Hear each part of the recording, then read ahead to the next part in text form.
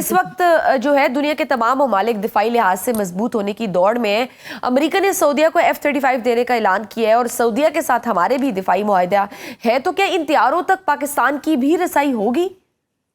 نہیں، پاکستان کے پاس ان کی رسائی نہیں ہوگی، کیونکہ پاکستان کا جو دفاعی اور اسٹریٹجک جو معاہدہ ہے سعودی عرب کے ساتھ، وہ اس کی نوعیت فرق انداز کیے ہے، جس کو ظاہر ہے اس ٹائم پہ ریویل نہیں کیا جا سکتا۔ اور دوسری جانب جو ہے امریکہ کے ساتھ ان کی ڈیفنس ڈیل جو ہے اس کے مطابق جو ویسے تو نان نیٹو ایلائی کو جو ہے وہ دیا نہیں جاتا، ماں صوبائی اسرائیل کو دیا گیا ہے F-35، اور انڈیا کے لیے بھی جو ہے وہ یہ ڈونلڈ ٹرمپ صاحب نے کہا تھا۔ دیکھیں، ڈونلڈ ٹرمپ صاحب جو ہے وہ اس ٹائم پہ پیسے چاہتے ہیں، اس سے پہلے بھی آپ کو پتا ہے اپنی فرسٹ ٹرم کے اندر ان کے جو داماد ہیں جیریڈ کشنیر، ان کے ذریعے، کیونکہ وہ محمد بن سلمان صاحب کے جو ہے ان کے ساتھ ایک تعلق ہے، تو پہلے بھی یہ $380 بلین کی جو ہے وہ ڈیل سائن ہوئی تھی۔ اور اس کے بعد جو ہے پھر سعودی عرب کو آخر کیا وجہ ہے کہ وہ ان کو محسوس ہوا کہ وہ ڈیل انف نہیں ہے، بلکہ پاکستان کے ساتھ جو ہے ڈیفنس اور اسٹریٹجک شراکت داری جو ہے وہ کرنی پڑی۔ تو میرا خیال ہے کہ F-35 تو ضرور آ جائیں گے ان کے پاس، اور ظاہر ہے $82.5 ملین کا ایک جہاز ہے،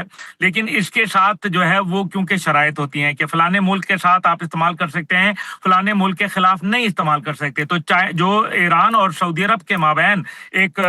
مشکل دور تھا، وہ تو اب ہو گیا ختم۔ اور ایران، اور آپ کو یاد ہے کہ ابھی ایران اور اسرائیل کی جنگ کے اندر جس طریقے سے سعودی عرب نے باقاعدہ یونائٹڈ نیشن آرٹیکل 51 کا حوالہ دے کے ایران کو رائٹ آف ڈیفینس کا جو ہے وہ حق دیا تھا، تو یہ ایک میرے خیال میں بڑی سفارتی کامیابی تھی دونوں ملکوں کے مابین۔ اور پھر آپ دیکھیں کہ جو خطرہ ہے وہ تو اسرائیل سے ہے، کیونکہ اسرائیل یہ کہتا ہے کہ مدینہ کی ریاست، جو اسٹیٹ آف مدینہ تک جو ہے وہ ہماری ریاست بنے گی۔ یہ انہوں نے باقاعدہ جو گریٹر اسرائیل کا نقشہ جاری کیا ہے اس کے اندر یہ چیز موجود ہے۔ تو سب سے زیادہ خطرہ تو ان کو جو ہے ریاست اسرائیل سے ہے۔ تو اس ٹائم پہ ایران کے ساتھ نہیں ہے، قطر کے ساتھ معاملات جو ہے وہ پھر خوش اسلوبی سے طے پا چکے ہیں، اور ریجن کے اندر کوئی اور ملک ایسا نہیں ہے جو سعودی عرب کے اوپر جو ہے وہ کوئی ایسا عزائم رکھتا ہے۔ تو اسرائیل کے خلاف میں نہیں سمجھتا کہ F-35 جیسا جہاز جو ہے اس کے خلاف استعمال کرنے کی اجازت خطے کا ایک اور بھی بڑا اہم مسئلہ ہے، روس اور یوکرائن کی جنگ کا معاملہ ہے، جو اب تک صدر ٹرمپ بھی حل نہیں کر پائے۔ وہیں اب فرانس نے یوکرائن کو 100 رافیل طیارے دینے کا بھی معاہدہ سائن کیا ہے۔ تو کیا یہ خطے میں باقاعدہ روس اور یوکرائن جنگ کی تیاری نہیں ہے؟ دیکھیں، جو یورو جیٹ ہو گیا، یا کیونکہ یورو جیٹ کے اندر تو باقاعدہ جو ہے وہ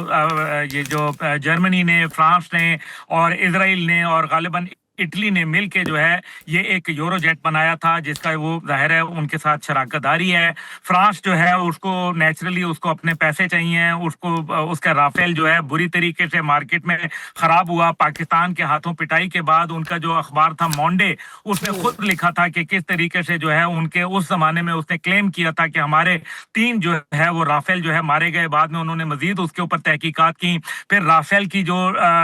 یہ ڈسالٹ ایویشن ہے، وہ جو ان کی مینوفیکچرر ہے، وہ وہاں آنا چاہتی تھی، اور ڈسالٹ ایویشن نے کہا کہ ہم دیکھنا چاہتے ہیں کہ انڈیا میں کیا وجوہات ہو گئیں رافیل گرنے کی، لیکن انڈیا نے ایکسیس نہیں دی، کیونکہ ان کو پتا ہے کہ قصور انڈیا کا ہے۔ اس لیے وہ رافیل کو جو ہے اب ان کو مارکیٹ چاہیے ہے۔ رافیل کو انہوں نے جو ہے 4.5 جنریشن کا جہاز ہے، انہوں نے اسرائیل کو دینے کا وعدہ کیا ہے، لیکن یہ اتنی آسانی سے نہیں ہوتا، یہ اس میں ٹائم لگتا ہے۔ یہ نہیں ہے کہ جہاز آج آپ نے جا کے مارکیٹ سے خریدا اور صبح اڑانا شروع کر دیا۔ یہ اس کے اندر یہ بٹس اینڈ پیسز میں آتے ہیں، اور پھر یہ دیکھنا پڑے گا کہ اس میں کیا ٹیکنالوجی ٹرانسفر ہے، اس کے اندر جو ہے وہ کیا مینٹیننس کا کیا ایشو ہے، اور کس قسم کے انہوں نے ساتھ کوئی اس کے کنڈیشنالٹیز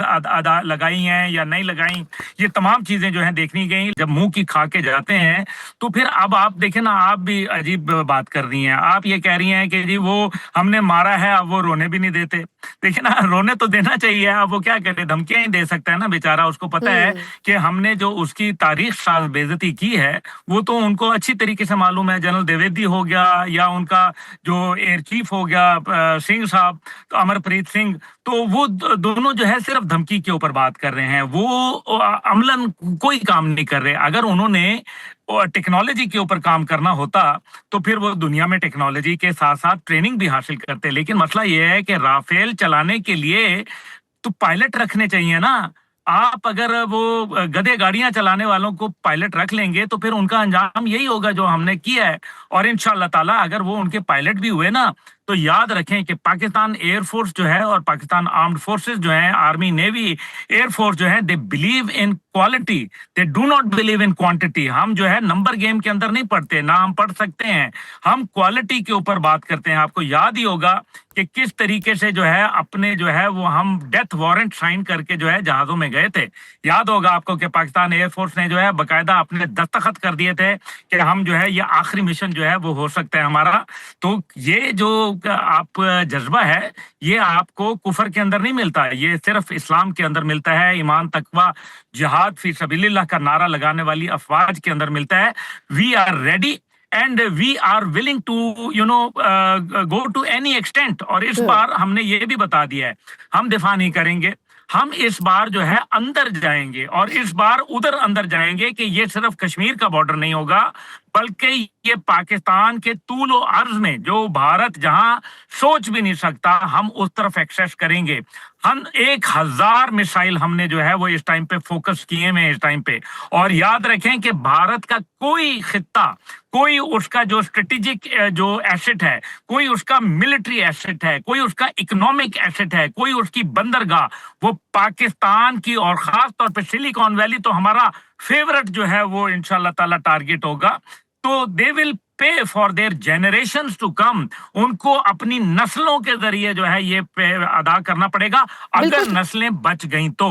बिल्कुल ठीक। अब सफारती सतह पर तो हम देख रहे हैं कि किस तरह से भारत रुस्वा हो रहा है। अब खालिस्तान तहरीक के रेफरेंडम को भी कनाडा में कानूनी तौर पर इजाजत दे दी गई हुई है। आप उसे किस तरह से देख रहे हैं कि इस रेफरेंडम में अगर आलमी असूलों के तहत आज़ाद खालिस्तान की तहरीक मंजूर हो जाती है तो भारत के लिए क्या मुश्किलात होंगी?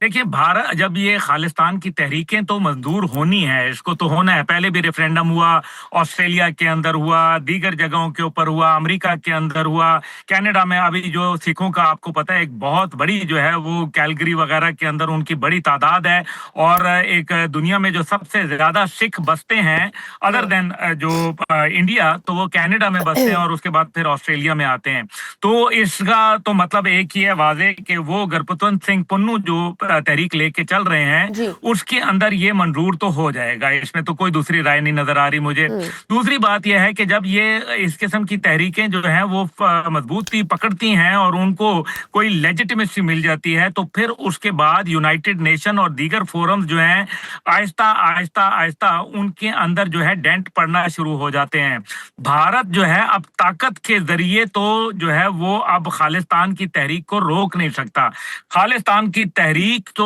1984 के अंदर जब ऑपरेशन ब्लू स्टार किया था संत जरनैल सिंह भिंडरावाला के खिलाफ, तो उसी टाइम पे जो है ये बात तय हो गई थी कि उन्होंने खालिस्तान तो बनेगा, इसमें कोई शक नहीं है। हाँ, अगर भारत समझदारी से काम लेगा तो सिर्फ खालिस्तान बनेगा, वरना याद रखें कि भारत के अंदर इस टाइम पे 33 नई रियासतें जो हैं वो इंशाल्लाह आएंगी, और ये कोई और नहीं बल्कि नरेंद्र मोदी जो है वो उनका खालिक होगा।